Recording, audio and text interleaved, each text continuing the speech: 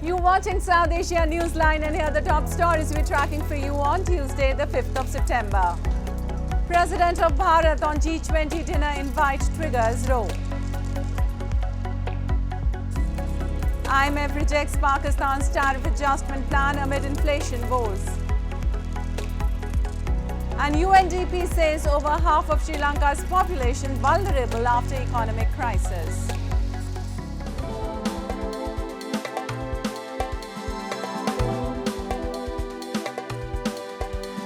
And now for all the details, a political battle has triggered between Prime Minister Narendra Modi-led government and the opposition parties after an invite for G20 dinner by the presidential palace addressed the head of state as President of Bharat instead of the customary President of India. Taking exception of the invite, opposition Congress leader Jairam Ramesh hit out at the government and called the adoption of Bharat unofficial document as an attempt to distort history. Reacting sharply to the accusation, BJP President G.P. Nadda questioned Congress over their objection of usage of Bharat and accused the opposition of not respecting the constitutional institutions. हमें नहीं पता था कि भाजपा वाले इतने कमजोर लोग हैं, इतनी जल्दी परेशान हो गए। अभी तो चंद हफ्ते हुए हैं इंडिया नाम के इस गठबंधन को बने हुए, और आप खिलवाड़ करना आपने शुरू कर दिया। इन्विटेशन भेजे जा रहे हैं रिपब्लिक ऑफ इंडिया की जगह रिपब्लिक ऑफ भारत। साहब, आर्टिकल 1 में बड़ा क्लियर पोजीशन है, इंडिया दैट इज भारत। और अगर आप हमसे डर करके, इस गठबंधन से डर करके, तो उसकी टैगलाइन पढ़ लीजिएगा। नीचे इंडिया के नीचे टैगलाइन है, जुड़ेगा भारत, जीतेगा इंडिया। नहीं करूंगा, लेकिन देखिए, मुझे नहीं मालूम उनको क्या एतराज है। मैं एक भारतवासी हूं, मेरा देश का नाम पहले भी भारत था, आज भी भारत है और कल भी भारत रहेगा। इसमें कांग्रेस को क्या प्रॉब्लम है मुझे नहीं मालूम, वो ही बताएं, और अगर प्रॉब्लम है उसका इलाज वही ढूंढे। Well, under the Indian Constitution, the country is referred as India, that is Bharat. The move has triggered a debate and speculations that a proposal may be brought during the upcoming special session of the Parliament to simply refer the country as Bharat. The agenda for the session is, however, not been released yet. Moving on, security forces on Monday night neutralized a terrorist in Reasi district of India's Jammu and Kashmir after an input was received regarding presence of 2 terrorists in the region. According to a statement by the Jammu and Kashmir police, 2 security officials also sustained injuries during the encounter.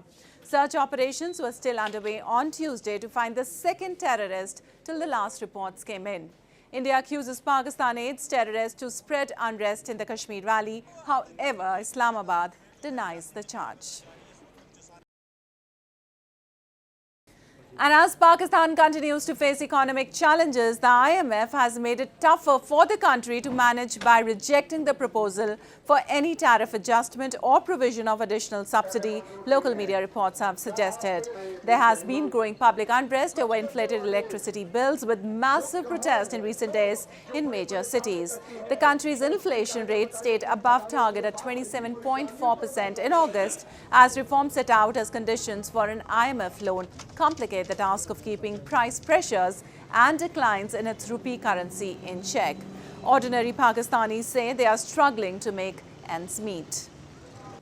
Meanwhile, a series of protests have erupted in Pakistan-occupied Kashmir against soaring inflation that has made survival of the poor extremely difficult. Locals say they are bearing the brunt of Pakistan's failed economic policies. A report. Massive protests have erupted in Pakistan-occupied Kashmir against record high inflation that has shaken domestic budgets of the common public. In a demonstration held in Muzaffarabad, protesters lamented Islamabad has remained apathetic towards their plight. The fuel prices have already exceeded Rs 300 mark, and soon this will further impact the prices of food and other essentials. में भी इजाफा हो चुका है। लोग महंगाई से, बेरोजगारी से खुदकुशियाँ कर रहे हैं।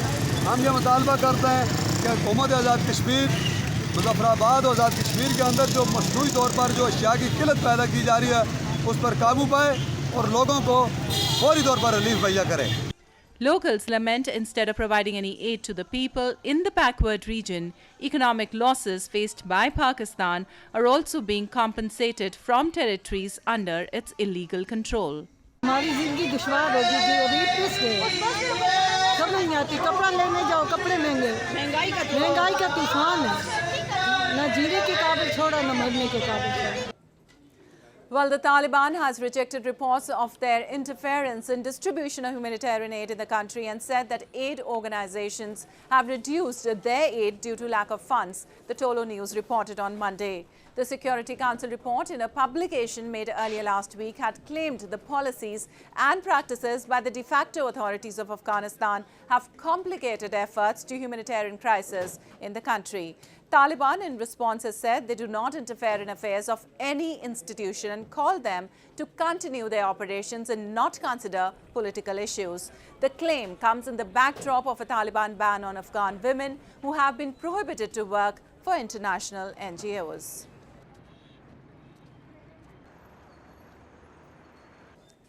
The economic crisis in Sri Lanka last year has left more than half of the island nation's population multidimensionally vulnerable, according to a survey led by UNDP, the United Nations Development Programme. In effect, the study showed that 12.34 million people have been badly affected by the crisis and are vulnerable across dimensions, including education, health and disaster and living standards. It states focused interventions such as reducing indebtedness or enhancing disaster preparedness are vital to build resilience. This comes amid claims of a recovering economy by government officials, while challenges remain, including ongoing negotiations with external creditors. And Saint Teresa was remembered on her 26th death anniversary by members of the Missionaries of Charity in India's Kolkata city. Popularly referred as Mother, Saint Teresa is known globally for her extraordinary love and service for the poor, the homeless and the diseased. Missionaries of Charity, the global order of nuns founded by Saint Teresa in India's Kolkata city, offered prayers on Tuesday to mark her 26th death anniversary. Sisters of the Mother's House, where the ethnic Albanian nun lived and died at the age of 87, sang hymns and lit candles near the altruistic saint's tomb. Mother Teresa was popularly known as the Saint of the Gutter for her extraordinary love and dedication for the poor, the homeless and the diseased, which propelled her to an iconic status globally.